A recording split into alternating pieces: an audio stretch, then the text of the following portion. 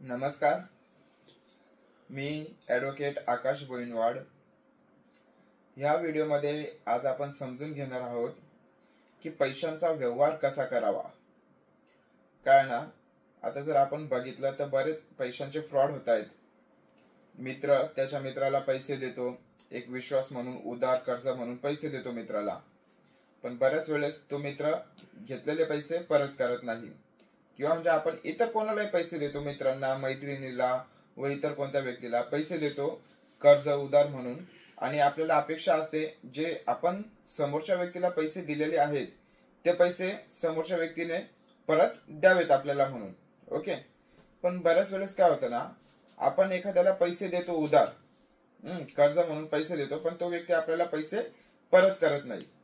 म्हणून जर आपण एखाद्याला उधार कर्ज म्हणून जर पैसे देत असणार तर आपण कोणत्या गोष्टींची काळजी घेणं हे गरजेचं आहे, म्हणजे जेणेकरून भविष्यामध्ये तुम्ही उधार दिलेले पैसे हे तुम्हाला परत मिळतील म्हणून।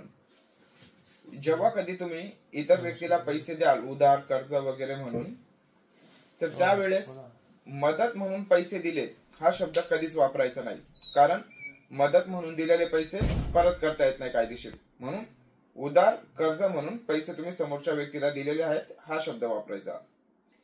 जेव्हा कधी तुम्ही समोरच्या व्यक्तीला पैसे द्याल तर लक्षात असू द्या, ऑनलाईन पैसे दिलेले ते बेस्ट असू शकतं, जसं RTGS, NEFT, DD किंवा चेक किंवा इतर कोणते ऑनलाईन माध्यम असतील। आणि जर कॅश मध्ये देत असाल तरी ठीक आहे। जर अशा पद्धतीने तुम्ही जर समोरच्या व्यक्तीला पैसे दिले आणि तुम्ही का त्या व्यक्तीला पैसे देताय या सगळ्या गोष्टींचं एक रिटर्न मध्ये डॉक्युमेंट बनवून घ्या। कोणत्या व्यवहारासाठी पैसे दिले, किती पैसे दिले, उधार म्हणून दिले, या जे काही गोष्टी असतील ना, जो काही व्यवहार असेल तुमचावाला, जर उधार कर्ज म्हणून तुम्ही समोरच्या व्यक्तीला देतायत पैसे तर तो अकाउंटेबल असला पाहिजे, म्हणजेच की त्याचा रेकॉर्ड असला पाहिजे। मग रेकॉर्ड कसा असेल, जसे ऑनलाईन ट्रान्झॅक्शन वगैरे झाले किंवा तुम्ही ज्या व्यवहारासाठी तुम्ही समोरच्या व्यक्तीला पैसे देताय तो व्यवहार एक रिटर्न डॉक्युमेंट मध्ये लिखित मध्ये असलेला पाहिजे।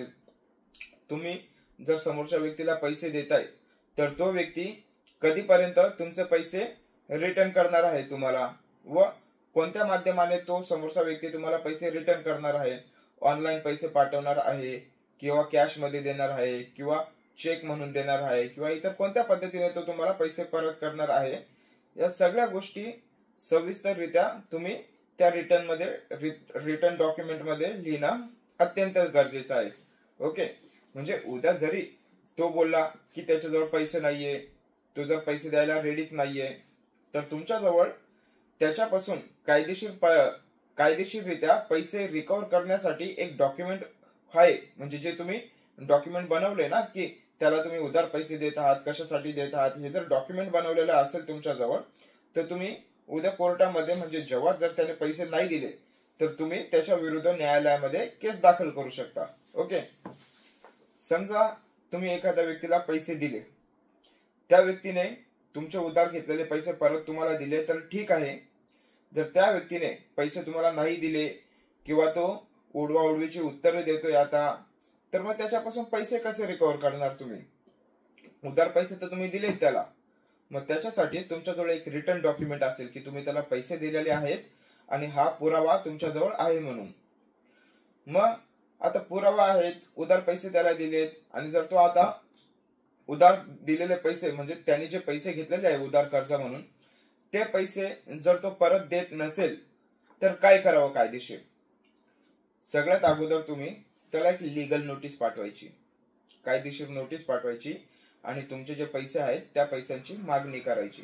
ओके, नोटीस पाठवल्याच्या नंतर त्याने जर तुम्हाला पैसे रिटर्न दिले तर ठीक आहे, जर नाही दिले त्याने तुम्हाला पैसे तर तुम्ही त्याच्या विरुद्ध न्यायालयामध्ये रिकव्हरी ऑफ मनीची केस दाखल करायची। आणि एक लक्षात ठेवायचं की रिकव्हरी ऑफ मनी म्हणजे जे पैसे दिलेले असतात आपण समोरच्या व्यक्तीला, ते रिकव्हर करण्यासाठी 3 वर्षांचा लिमिटेशन पिरियड असतो। मग हा 3 वर्षाचा लिमिटेशन पिरियड जो आहे हा कधीपासून मोजायचा? ते ज्या गोष्टी तुम्ही डॉक्युमेंट मध्ये लिहिल्या आहात ना, की कधी तो समोरचा व्यक्ती पैसे परत देणार आहे किंवा काय, समजा तुमच्यामध्ये एक तारीख ठरली, त्या तारखेला समोरचा व्यक्ती तुम्हाला पैसे परत करणार आहे. मग ती तारीख आली, त्या तारखेला समोरच्या व्यक्तीने जर तुम्हाला पैसे नाही दिले तर त्या तारखेपासून 3 वर्षांमध्ये तुम्ही त्याच्या विरुद्ध केस दाखल करायची असते. ओके. समजा किंवा ज्या तारखेला समोरच्या व्यक्तीने पैसे देण्यास नकार केला तर त्या दिवसापासून त्या तारखेपासून 3 वर्षांच्या आतमध्ये तुम्हाला त्या व्यक्तीविरुद्ध केस दाखल करायची आहे तुमचे पैसे वसूल करण्यासाठी. कारण हा 3 वर्षाचा लिमिटेशन पिरियड आहे, तो इंडियन लिमिटेशन ऍक्ट मध्ये दिलेला आहे.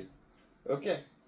मग त्याच्यापासून समजा तुम्ही नोटीस दिले, त्याने पैसे दिले नाही, नोटीसचा वेळ निघून गेला, नोटीस मध्ये जो काही तुम्ही वेळ सांगितलेला त्या व्यक्तीला एवढ्या दिवसांमध्ये पैसे दे किंवा जे काय असेल ते, त्याने पैसे नाही दिले, तुम्ही कोर्टामध्ये केस दाखल करायची.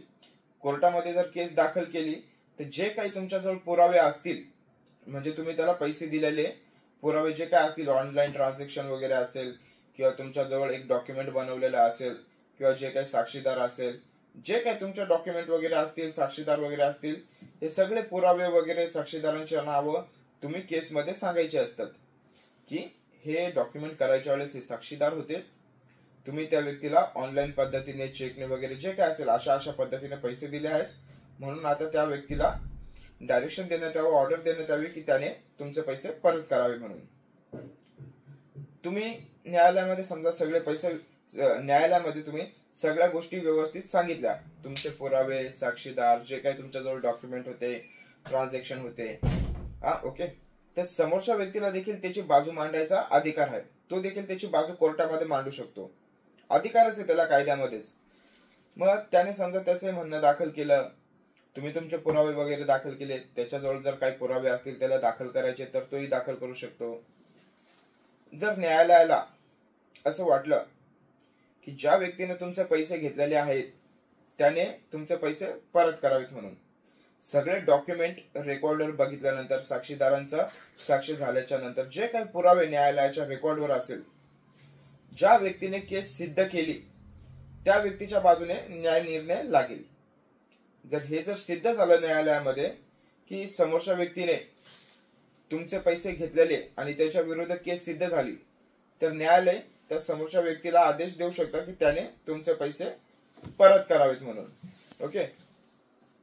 जर समजा आता त्या व्यक्तीला आदेश दिला न्यायालयाने की तुमचे पैसे परत करा म्हणून, तरी देखील तो व्यक्ती जर तुमचे पैसे परत करत नसेल तर तुम्ही त्या व्यक्तीची जी काही मालमत्ता आहे, घर, फ्लॅट, जमीन वगैरे, गाडी वगैरे, बँक अकाउंट मध्ये पैसे वगैरे किंवा जी कोणती मालमत्ता असेल XYZ, ती मालमत्ता जप्त करून, विकून तुमचे पैसे परत देण्यात यावे म्हणून असं तुम्ही न्यायालयाला विनंती करू शकतात.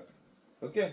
आता ह्या ज्या काही मी तुम्हाला गोष्टी सांगितल्या ह्याच्यामध्ये अजून काही लहान लहान मायनर प्रोसेस आहेत, तर त्या सगळ्या गोष्टी मला ह्या व्हिडिओमध्ये सांगणं शक्य नाहीये. तरी तुमचे काही डाऊट असतील तर तुम्ही कमेंटमध्ये मला विचारा, मी प्रयत्न करेल की तुमच्या प्रश्नांना उत्तर देईल म्हणून. आणि अशाच कायदेशीर माहितीसाठी माझ्या YouTube चॅनलला सबस्क्राईब करा. धन्यवाद.